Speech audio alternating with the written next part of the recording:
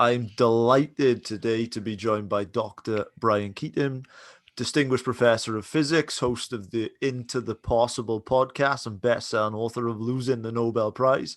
Dr. Keating, such a pleasure having you here.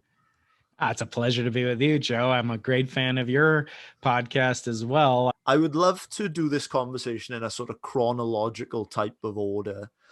So let's go right back to the start of time. Now, you've spent a lot of time, I know, from me doing my research into you, pondering some of the deepest questions in science.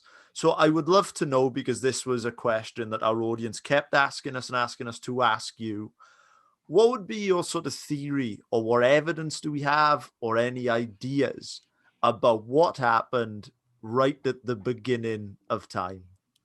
Yeah, those are, of course, the questions I usually get posed to me with a prefix. This is a simple question, but what happened at the beginning of time, or worse, what happened before the beginning of time?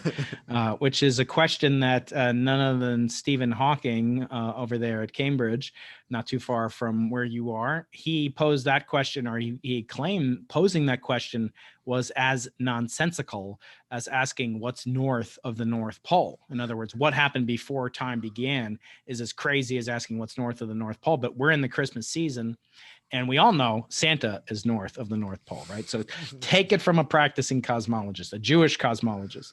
But seriously, that is a phenomenal question. And the answer is we don't really know. But what we do know is what we don't know. In other words, we have known unknowns, things that we know we don't know, that we are attempting to answer with projects like the Bicep Array Project, or the Bicep Project that I talk about in my book, Losing the Nobel Prize, and the Simons Observatory, which I frequently talk about on the podcast. And that is to understand if there was a beginning of time. And if meaning a beginning, a singular beginning, were there multiple beginnings? That's a possibility. Was there no beginning? Is it essentially static or quasi-static and just gives the appearance of changing with time? Or did it begin in what is called an inflationary expansion, an ultra rapid, faster than the speed of light, some say, expansion of space and time itself? And I always say the most interesting thing that I could possibly study is what happened on the Tuesday before the Big Bang. In other words, was there time before time? And it's a very, very non-trivial question, because one thing, for example, let's say time itself comes into existence at that time, as Hawking claimed in his many books, including his most famous book, A Brief History of Time. He speculated with that time itself cleaved off. It began in a certain way, in a very, very particular way, at the what we call the Big Bang. But in actuality, the Big Bang is sort of a misnomer. What we call the Big Bang means something very different to you than it does to me. And I can get into that if you like. Yeah, I mean, I would love to do that and sort of jump into the Big Bang. I mean, I would. This fascinates me. I mean, what sort of set it off? What happened in the early moments of the Big Bang? Could we go there? I'm so interested Yeah. in this. So first, let me blow your mind for a second. So Okay. if time had a beginning, how did it know when to begin? I mean, I got this crazy clock over here that's counting down the blue wedge. When it gets to zero, I'm going to drink that bottle of scotch. Uh, but the fact is, if time has a beginning, what tells it what time to begin? In other words, how does time propagate if time has a beginning? Whether or not it began, as Hawking and Hartle and others speculated, it sort of cleaved off and converted a space dimension into a time dimension, or whether or not it came into existence via this sort of inflationary expansion effectively. The question is a very valid one, and it has incredible implications not only for science, but also for philosophy and for even theology in some sense, because it can directly conflict, as Hawking himself claimed, that if time itself had a beginning, there was essentially no need for a creator. He didn't say that he mandated or he would force or he would make fun of people that didn't believe in God, but he'd say there'd be no point to a God if time had a beginning. And he believed that till his dying day. I'm actually speaking with his final co-author, Leonard Mlodinow, this Friday. I will be up on the Into the Impossible Dr. Brian Keating YouTube channel soon. about their book together called The Grand Design, which really laid out in more detail some of the conjectures that Stephen had put forth in 1980s with A Brief History of Time. So the answer is, we don't know what happened if you go back 13.798 billion years ago. We know that the elements on the periodic table, if you're watching, you can see the periodic table over my shoulder over there, over that giant poster of a wonderful audiobook.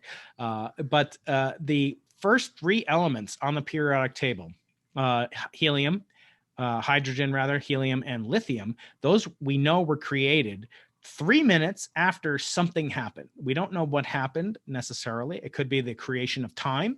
It could be the collapse of a previous universe, or it could be the nucleation of a bubble universe that we call our observable universe within a much vaster landscape of other universes called the multiverse. So those three different options have radically different implications for the notion of time and the notion of the origin of everything that we observe.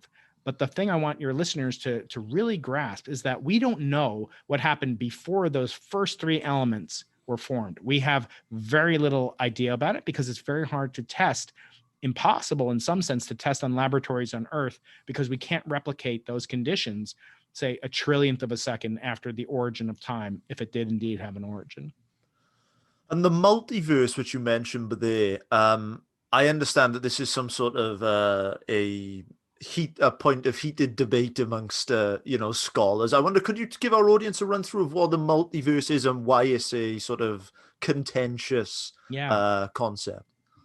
So your listeners will probably have familiarity with Galileo Galilei. I've got a doll of him somewhere around here. I can find that somewhere. I've got a whole bunch of dolls. I've got Einstein, who will play a role later on. I'm going to bring up Einstein, of course. Here's Galileo. So Galileo used that little telescope there. He didn't invent the telescope, but he did popularize it and improve upon it dramatically over the earlier Dutch version of the spyglass. And Galileo used the spyglass that he had optimized as a cunning entrepreneur that he was.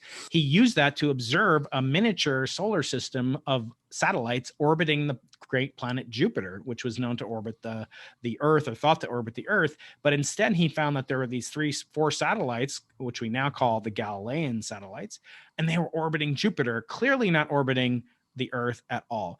And so Galileo overthrew the notion that the Earth is the center of the universe based on essentially what was known as the Copernican hypothesis, Copernican model for the universe, which itself upended thousands of years of dogma dating back to Aristotle, Ptolemy, etc. So the notion that the Earth is another planet was now unavoidable. You had to believe that if you were at all thinking consciously. And so after that, the notion of whether or not the sun was the center of the universe came next. Is the sun the center of the universe? No. We later learned the sun is just an ordinary star in the outskirts of a galaxy. In fact, it's one of maybe 100 billion other stars in the Milky Way galaxy. Perhaps the Milky Way galaxy is the center of the universe. Nope. It's not the center of the universe. There's maybe a 100 billion or a trillion other galaxies tantamount to the Milky Way galaxy in the universe that we can observe. Now, all scientists accept that there could be regions of our universe outside of what is called our horizon, just like I can't see England from here or Japan from Southern California, but I know it exists and I could detect an earthquake in Japan, as happened in 2011. I can detect an earthquake by the waves of water and information that come over the horizon to me. So there are regions outside my view, direct view, but I can still detect their presence. So there could be other regions of our own universe that we can't see, or there could also be other universes. And that's a conjecture that has gained a lot of traction in recent decades, along with the advent of two very interesting and highly disparate theories within physics. One is called string theory, and the other one is called multiverse or inflationary cosmology. One involves the very tiniest elements of matter, of energy, called vibrating superstrings. The other that are perhaps thousands of times smaller, millions of times smaller than an electron. And truly might be the fundamental building blocks of matter. On the other hand, we have the entirety of the universe and perhaps 10 to the 500th other universes. So they're radically opposite sides of the distance ladder, if you will, of the size scale dynamic.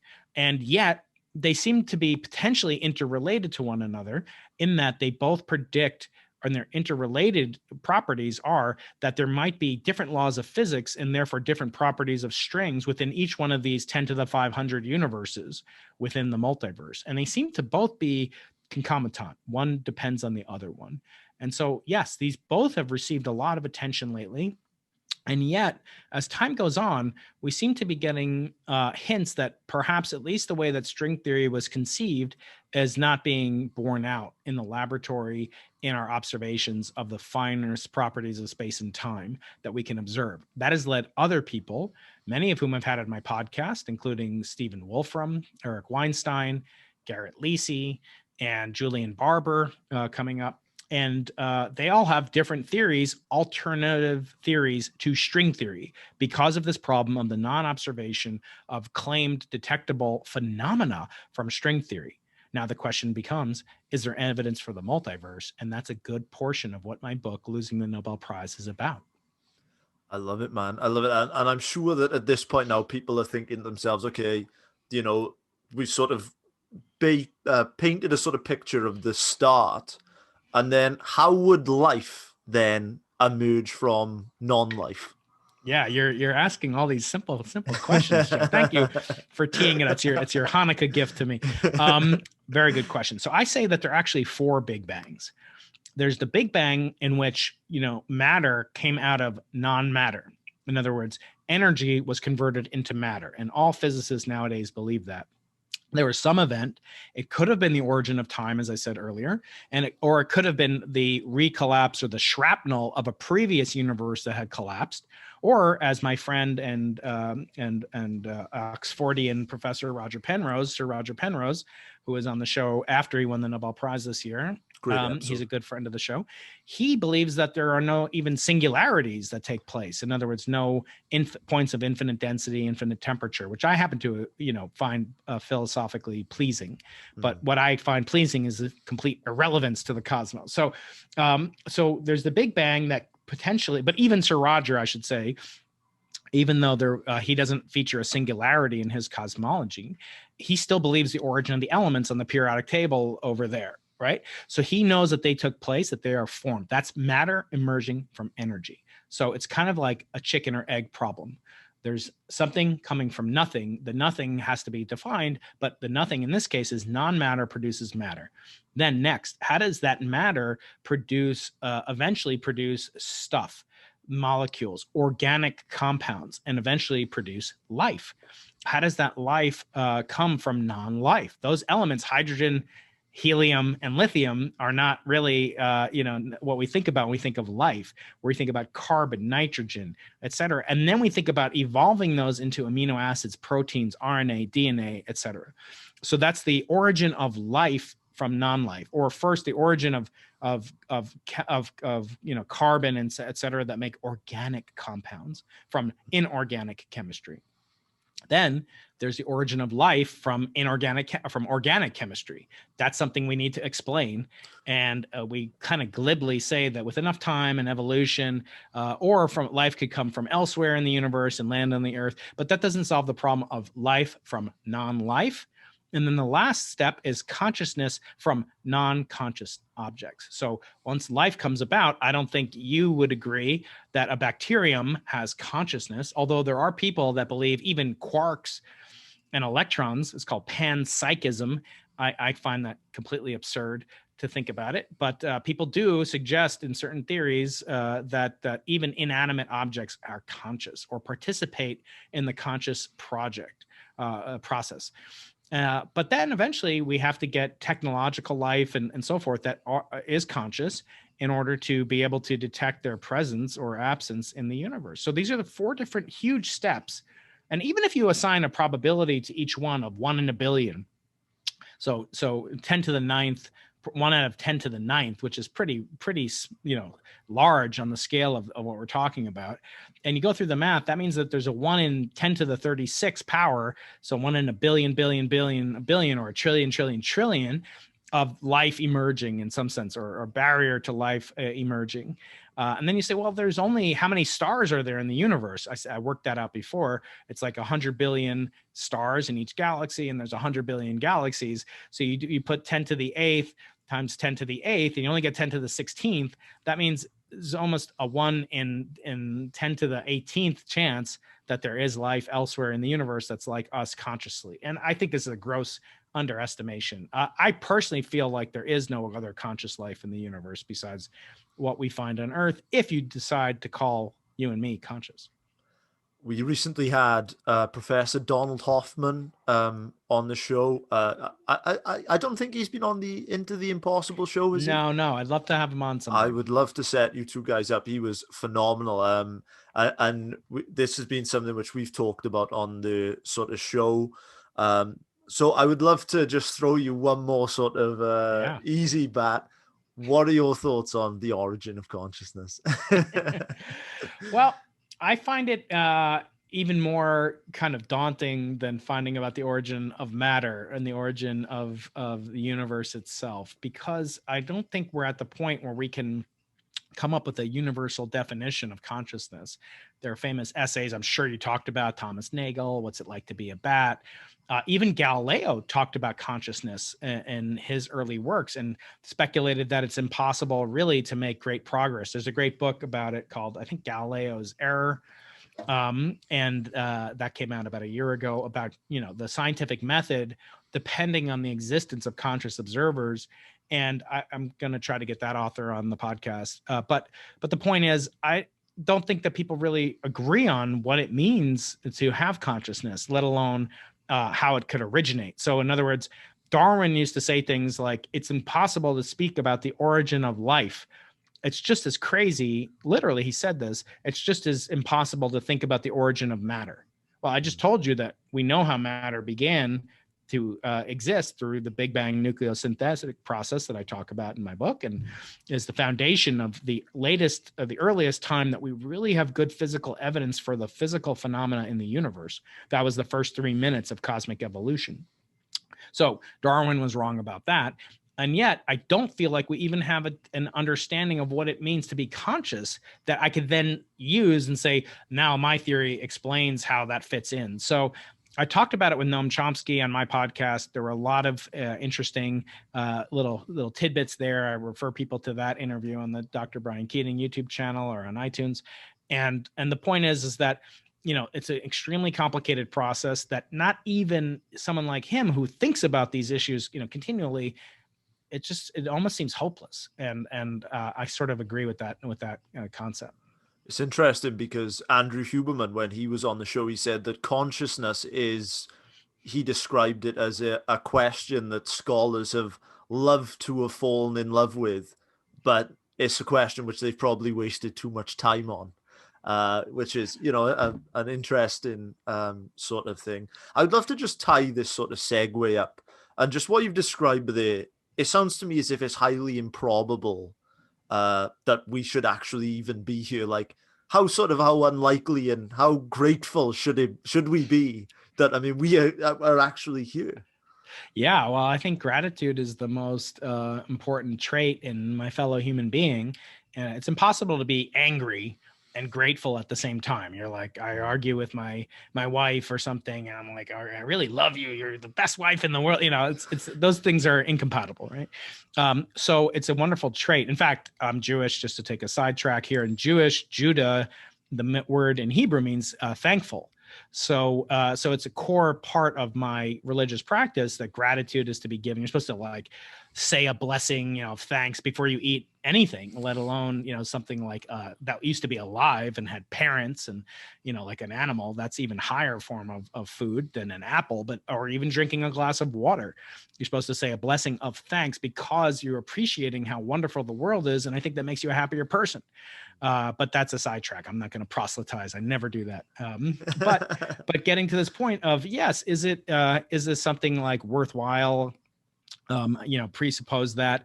I think it is incredibly improbable. And I think, for me, the transcendent nature and the precarious nature both makes me want to, preserve the world, at least for my kids. I always ask, like, Joe, do you know the names of your great, great, great grandfather on your mother's side? I don't. They don't. And I he don't. doesn't know about you. So it's like, screw that guy, it's 7 but I do care about my kids and maybe my grandkids, and hopefully I'll live to have, great grandkids or whatever. But the point is, we have an obligation, kind of more to people that are alive now and generations that are going to come. And so I do believe that the precariousness of the improbability of life existence, on my hand, I do use that to kind of enhance my own happiness, as I just mentioned, by being grateful for even the smallest things. I mean, it's interesting, again, in my religion, you're supposed to say a blessing when you see a rainbow, and you're like, what the hell, what does rainbow have? But it's like, it doesn't imagine the world was black and white. I have good friends that are colorblind, and one of my kids might be colorblind. I'm not quite sure yet, but the notion of like being able to appreciate colors. Now, color is completely subjective. You have no idea if you see the same golden medallion that I see it, or Faraday used to talk about the candle flame and how its perception is completely unique to the observer. So all those things, yes, it does make me have this great appreciation for life. I, in my case, do use it to like become more centered in my daily routine. And in other words, if nothing's horrific, life is pretty terrific. I love that mantra, man. I love that mantra. So I figured this would be a great place to jump into your fascinating book, Losing the Nobel Prize.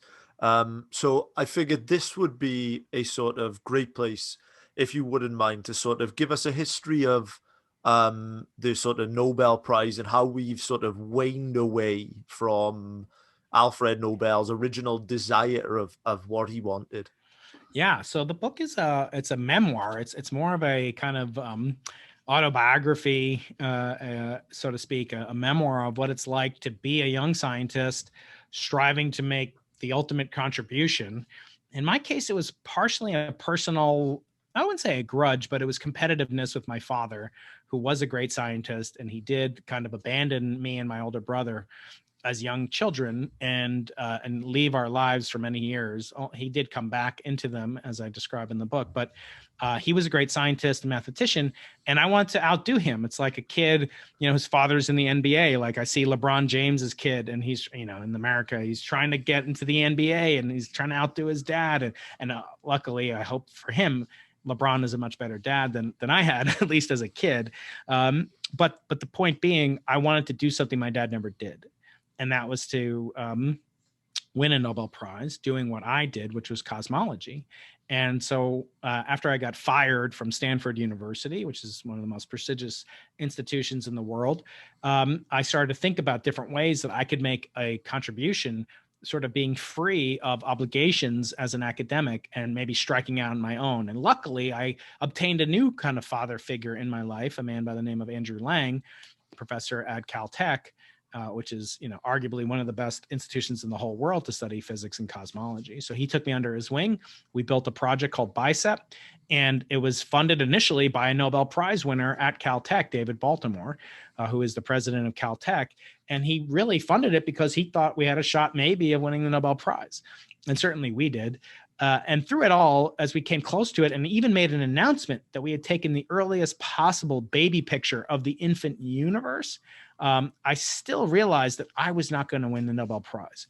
Even though everybody said that we were going to win the Nobel Prize as a team, the BICEP 2 team, I still knew that I personally wouldn't win it. And then eventually that premonition came true, and that we didn't win the Nobel Prize. Spoiler alert, I didn't win the Nobel Prize, everybody, if you couldn't tell from the name of the book. And yet I was asked to be a nominator for the Nobel Prize of the year that I theoretically might have been eligible to win it. And I don't know if I could have been nominated or whatever that year, but I was asked to be a nominator for the people that would win the Nobel Prize in 2016. And so I went through that obligation or that request to nominate people, as any good scholar would do. And I look back into Alfred Nobel's will. Alfred Nobel was a very strange character, very interesting character. He was a self-proclaimed misanthrope that loved humanity so much that he gave his entire fortune to benefit mankind via inventions and discoveries in physics, chemistry, medicine, and peace and literature. Economics was never his intention. That was added on 70 years after his death. He died a year after he wrote down his will. And in his will, he specified that the prize must go to somebody who made the world better, a single person who did that in the preceding year. So there's only 3 chapters in the book. I'm holding it up. Let's see if it'll focus on this. There's 3 chapters that my publisher allowed me to print in this gray kind of border there. So there's only 3 chapters about what's wrong with the Nobel Prize. But throughout, I'm telling a story of how it feels to be a scientist aspiring to reach the highest heights and coming up short, because it's my firm belief, again, from my biblical background, which is complicated. I was an altar boy in the Catholic Church. You'll find that out if you read the book. Then I was an atheist. Now I'm a practicing Jew. But the point is, I came to see it as an idol, as this kind of 3-inch medallion of solid gold that I'm holding up in my hand right now. No, this is chocolate.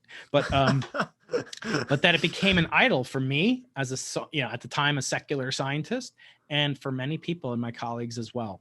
And so it's a story about that and how to overcome this and to maybe redeem the Nobel legacy such that it reflects the glory and the nobility that Alfred Nobel so honestly wanted to bestow upon the world. You mentioned Alfred Nobel's will. I would love to touch on this concept, which you speak very elegantly about, of an ethical will, what it is, and why we should want one. Yeah. So I talk about this on my podcast. It's become my signature, kind of go-to. I'm trying my best to be like this guy, Tim Ferriss here. I'm hoping one of my friends has been on the show many times, and another one, Jan 11, who would be a great guest for your show. I'll put you guys in touch. She's brilliant. But she's been on his show too. But he always has these like signature takeaway questions that he asks all of his guests. And one of them is, what would you put on a billboard for everyone to see? So I've converted that to, what would you put on a monolith, like in Arthur C. Clarke's 2001 Space Odyssey, a time capsule to last for all time. So Tim's got the space dimension covered. So I figured I'd take the time dimension. But I also asked them, what would you put in an ethical will? Because as I say, Alfred Nobel had an ethical will. It wasn't just, I'm going to give this money to this philanthropy. It was, I'm going to do something with what I want most in life to make the world more peaceful and to benefit the world, remove pain in medicine, create new discoveries that can benefit the world in technology. And so he actually didn't want things like the Higgs boson. I mean, that wasn't really in his mind. It was more like the X-ray machine that has, I diagnosed dental problems that I had a couple months ago. So that did but make my life tangibly better, and won the first Nobel Prize in physics in 1901. So I think this ethical will is an important question that everybody should ask themselves. And I've asked this of most of my guests, if not all of them, including the Nobel Prize winners. I've had on 8 Nobel Prize winners so far, more to come, hopefully. And I always ask them, what would you put in your ethical will to give as sort of a warning, or to bequeath as wisdom for future generations? And I've been just blown away by the kinds of responses that I get, ranging from, kind of having courage, to being humble, to going into the impossible by really overcoming the imposter syndrome. That's become a huge theme on the show. I've asked these Nobel Prize winners, and you should listen. There are some that say, no, what are you talking about? Me, imposter? No, they should have given me 2 Nobel Prizes. To other people saying, I can't believe they even gave it to me. And that's been the most revealing thing, kind of humanizing scientists. And that's one of the subjects of my new book that's going to come out hopefully next year. In the Tim Ferriss realm, I was either going to call it, he's got tools of titans. So this is an exclusive for Freedom Impact. I'm going to do lessons from laureates, or think like a Nobel Prize winner. You guys put in the comments which one you like the best. But the point is, I'm going to distill these takeaways from all the guests that I've had on the show into a short book. But that people can really see the commonalities, the tactics, the tricks, the habits, but also the humanity of science's greatest minds. As a side note, the episode which you did with Stephen and Eric, which I know has got a lot of views now. I mean, that could be a book by itself. So I will definitely keep a close eye out for it. So you Yes, sort yes, of, it might. Yes. yeah. So you sort of mentioned this sort of, you know, answers which your guests gave you to that question. So what would your answer to that question be? So I do include that in my book, but I'll give you kind of a hint towards it, which is that I, I feel that, the so to speak, that what I do in the lab kind of provides for me. It provides an income. It's my job to work in the laboratory, to work with my students. And yet, what I teach them in the lab, I hope, is less, less meaningful in some sense, or I don't want to say less meaningful, but I hope that the lessons I teach them outside the lab, how I, prioritize my personal family and my laboratory family at the highest level, above any prize that you could possibly win, and for them to have a sense of patience, a sense of humility in front of science, but most of all, a sense of gratitude, which you brought up, Joe, which is to really, inculcate a sense that what we're doing is so special, and it's really only in the last 100 years in the Western countries, and now thankfully in Eastern countries and even in Africa, places are coming to have excess capital to train people like me to do what one of my guests, Nobel laureate Shelley Glashow, called useless work. In other words, just investigating the properties of mathematical intricacies that operate at the subatomic scale. That has no practical purpose. It's not even what Alfred Nobel had conceived of, 127 years ago when he first started his will. And so I think those kinds of things are what make us important, make us human, and make us worth defending. Not the technology that we produce, not the insights into, Bitcoin or whatever that we can provide, but no more than that, the wisdom that we get outside the lab, the life we build outside the lab. That's the meaning of your life. Completely agree, man. That was a beautiful answer. So looking at sort of your life, you're a distinguished professor. You've had a lot of career success. You've got a fantastic podcast, but as you mentioned, you've also had a lot of setbacks. In essence, you lost a Nobel Prize. You mentioned that, you were let go of a pretty cushy academic job at Stanford. So I'd love to know, how have you bounced back from setbacks within your career? You forgot, like, remarkably handsome, but I've had many setbacks, and recently I've been having this kind of discussion that I ask some people. I've had a Noah Kagan, who's a popular podcaster here in America, Jordan Harbinger, James Altucher. So I like to study other podcasts. I study you guys because I think you guys are phenomenal. But I always ask, when I have a podcaster on, I'll ask you, because I got you on the line. And until you come on my podcast sometime next year, I'm going to ask you, if you ever hear the words like, "It was the best thing that ever happened to me," do you know what the most probable two words that precede that sentence are? I don't. What are they? It's "I failed." Wow.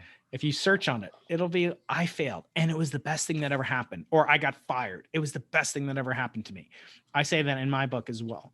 The point being that, and I make this analogy as an airplane pilot. I'm not an airline pilot, but I fly tiny little planes in my non-existent free time. But if you're flying from Cardiff to London, let's say that's 200 kilometers or so, something like that, right? And then you turn around and go back. Let's say there's 100 kilometer per hour headwind going there, and then 100 kilometer per hour headwind coming back, and you fly 200 kilometers per hour in your plane. Like my plane can do about 200 kilometers per hour. So naively, with no wind, it would take 1 hour to get there and 1 hour to get back. But with 100-mile-an-hour headwind, it'll take a little bit longer. But you might think, I'll make it up on the way back. So it'll still take 2 hours because I'll get a tailwind of the same amount pushing you back. But if you go through the math, you'll find it's impossible. You'll actually take longer than 2 hours. For example, if you have a 200-mile-an-hour headwind, it doesn't matter. You're going to have a 200-mile-an-hour tailwind. You're never going to get there, right? Because your plane only goes 200 kilometers an hour into a 200 kilometer per hour headwind. You'll never get there. So what's the lesson from that?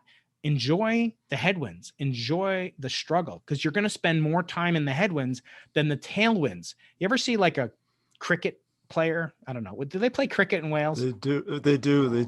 All right, let's just say soccer. I know you guys hate Okay. Manchester United. My best friends are at Manchester. Okay. So what's your local team in Cardiff called? I forgot. Cardiff City. Cardiff City. Cardiff City. Okay. Cardiff City, they win whatever, the World Cup or whatever. They win anything, or the local cup, whatever. And then the next year, what are their chances of coming back year after year after year for hundreds of years? They'll never do it, right? No team has won probably more than 2 or 3 in a row, right? Just like no one's won more than 2 Nobel Prizes in physics in 250 people.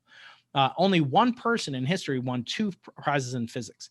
And so you're never going to get back into the promised land if you make it there necessarily. It's just too rare. Lightning doesn't strike twice. And most of my interviews, they say luck played such a huge role in their winning the Nobel Prize. So from my perspective, dealing with those adversities means appreciating the struggle for the struggle itself, doing the work day after day, year after year, and not being so siloed like a bee, that just does one thing and that's all it can do. No, we should be diverse. The human mind is the most splendid computer that's ever been devised. We should exercise it to its full capacity, and that means enjoying even the hardships that you initially think are going to be maybe permanently detrimental. No, in the end, you might find out it was the best thing that ever happened to me. I agree with that so violently. I thought that was a beautiful answer. I got 2 questions for you left. I always love bringing on academics because myself, I'm fascinated with learning, and this is an educational show. So I love this sort of passion and curiosity which you carry yourself with. The diversity of conversations you have on your show is fascinating. I mean, I think you're the only person in the world to bring on Ben Shapiro and not discuss politics with him. And Noam Chomsky, but not at the same time. That's what I want. That's my dream, pairing is Noam Chomsky and Ben Shapiro. Ben Shapiro. But we'll see if it'll happen. I would tune in, man. So I would love to know, how do you cultivate new learning in your life now? What are some of the sources and how do you learn best? Yeah, so I'm always learning. I'm always reading. I've read 41 books just since COVID lockdown started, just this year alone. And I did a podcast. Actually, it was one of these podcasts that was almost never listened to or viewed. It was with a professor of psychiatry at Brown University, where I got my PhD. But he studies addiction. And one of his ways of overcoming addiction to smoking, to eating, which I struggle with, pornography, which, I don't struggle with necessarily, but I know people that do. And it's very crippling. And he says that the number one tool outside of chemical, some people need chemical treatments for that. And I don't begrudge that at all. I think it's a lifesaver, literally prevents people from taking their own lives to take medication. But in other cases, like with food, he recommends a policy of pursuing curiosity, and that curiosity, investigating, why do I crave this this jelly donut? Why do I want this fattening piece of pizza? Let me think about it. Is it true that I haven't eaten in days? No, I ate an hour ago in my case. Or am I thirsty? Am I tired? Like, investigate the emotions that may be leading to the craving. And I brought this up. It came up in the context of my interview with Nobel Prize winner Barry Barish. Barry was saying, we penalize curiosity. What's the famous saying? Curiosity killed the cat. It's like it's dangerous. It's perilous to be curious. No, it's actually the opposite. We should encourage curiosity. Curiosity, according to Dr. Judd Brewer, produces a tiny amount of dopamine when you receive new information. When you solve a puzzle, I see it with some of my kids. They'll do like a Rubik's Cube. They'll get one of the sides. I always say, I can do 5 sides of the Rubik's Cube. I just can't get that last side. But they'll get one side and they'll just be like, I love it. And they'll do it again. Like, you want me to do the red side now, Dada? And I'll say, sure. Because they get a little treat out of it. Now, is it any different to do the red side or the white side? No, but they got a little dopamine hit, and I want to encourage that. And so I encourage it in my kids. I encourage it in myself. Curiosity is capable of producing the life-sustaining amounts of dopamine that we do need to continue to make improvements and to continue self-improvement. And so I find that a very important component of why I learn so much and why I'm hoping to continue my addiction to learning and reading books and talking to brilliant people, because you'll never learn enough on your own. Beautiful answer, man. Beautiful answer. My last question for you today, and then please sign off and tell these guys where they can connect with you, and we link everything below, is what makes a life worth living? Well, for me, I never really had as much of a desire to live as I do now. And that is probably largely in part to my wife and to my kids. It's impossible not to think about the many ripples in space time that a child will make. And I know people that can't have. I'm actually writing another book with a colleague, and she doesn't have kids. She calls herself a professional aunt with no kids, pank. Which I know about spanking. I've been on the receiving end of spanking, but she's a pank. Melanie Notkin. She's an amazing individual, Wall Street Journal best-selling author, and we talk about that because she doesn't have kids. I have kids, and but we can all be parents to a kid, and it doesn't mean that you have to adopt. Even in her case, or even in my case, I have kids. I might think about adopting someday. Hopefully, my wife's not listening. But anyway, but you can be a mentor. Even you, Joe, you're a young guy. You can be a role model to younger men and women that maybe don't have experience in whatever your realm is. That is what makes life worth living, because that is the only way that we have time travel. Did you know that humans can experience time travel? It actually can happen, but it can't happen with your physical body yet. But it can happen with your morals and your values and the way you treat other people. I always say, I might not be as rich as Bill Gates or Warren Buffett, but I can be as good as they are. I can be as ethical as they are. If you think they're ethical, I actually don't know much about them personally. But the point is, you can have the greatest character traits. In Hebrew, it's called midot. And it's really like the essence of a person is their character. And you can transmit that to future generations, younger people than you, sometimes older people too, but younger people will time transport your ideas, your values, and the essence of who you are into the future. And that to me makes life worth living. I love that, man. Brian, it's been such a great pleasure speaking to you today. I've been looking forward to this conversation for about a month or so. Me Where, too. where can these guys connect with you, man? Tell these guys, give them the links and whatnot. I'm trying to build up the YouTube channel, not because I'm making so much money from it or anything, but because I'm having legacy conversations with Nobel Prize winners, and some of them have left this world. So I really want people to tune in to the podcast, which is on YouTube at Dr. Brian Keating, Dr. Brian Keating on YouTube. You can look up any of my conversations. I have a playlist just with Nobel laureates. I have a playlist with the billionaires that I've interviewed. Jim Simons is an amazing interview. He's never done a podcast before. And then kind of ordinary people that have done amazing, remarkable things. So that's Dr. Brian Keating on YouTube, Dr. Brian Keating on Twitter, Instagram. I'm rarely on, and then the Into the Impossible podcast, which is available on iTunes. And I like to listen to Freedom Impact in one earbud, and then Into the Impossible podcast. We just celebrate our 100th episode, so I got to get some love for that. So please do that. I have a mailing list at briankeating.com. And sign up. I give away cool stuff like a signed paper by a Nobel Prize winner, a book by my friends Jenna Levin, Sarah Seeger, all sorts of cool swag. So sign up for that. I give away meteorites. These are pieces of planetary dust that vexed my Nobel Prize ambitions. I sometimes give those away, at least for listeners in the US, because my university doesn't allow me to export dangerous Nobel Prizes or meteorites to other foreign dangerous nations like Wales. Man, this has been such a pleasure. Thank you so much for coming on the show. All right, brother.